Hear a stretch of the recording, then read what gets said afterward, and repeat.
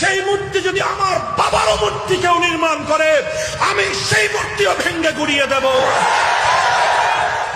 আর আমরা বঙ্গবন্ধুর বিরুদ্ধে নই, আমরা বঙ্গবন্ধুর মূর্তির বিরুদ্ধে।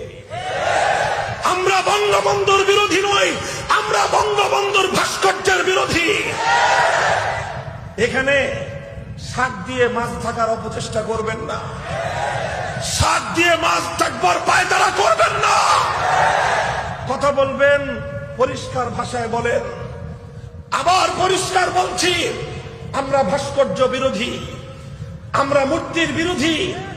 সেই মূর্তি যদি বঙ্গবন্ধুর হয়, সেই মূর্তির বিরোধীও আমরা। সেই ভাস্কর্য বা মূর্তি যদি প্রেসিডেন্ট জিয়াউর রহমানের হয়, আমরা সেই মূর্তিরও বিরোধী। সেই মূর্তি যদি আমার বাবারও মূর্তি কেউ নির্মাণ করে, আমি সেই মূর্তিও ভেঙ্গে। আমি মনে করি যে এই জাতীয় জাদুঘর যে অবস্থায় আমি দেখলাম, আমার কাছে মনে হয়েছে এটা আরো অনেক বেশি সমৃদ্ধ করার জায়গা আছে। ইসলামে প্রাণীর যে মুখাবয়ব, সেটাকেই মূলত নিষিদ্ধ করা হয়েছে। যে শহীদ, আমরা তাদের মুখাবয়বকে বাদ দিয়ে অবশিষ্ট যে দৃশ্যগুলো, সেগুলোকে চিত্রিত করার জন্য পরামর্শ দিব। সেখানে খুব বেশি পরিবর্তনের প্রয়োজন হবে না। ইসলামে প্রাণীর যে মুখাবয়ব, সেটাকেই মূলত নিষিদ্ধ করা হয়েছে।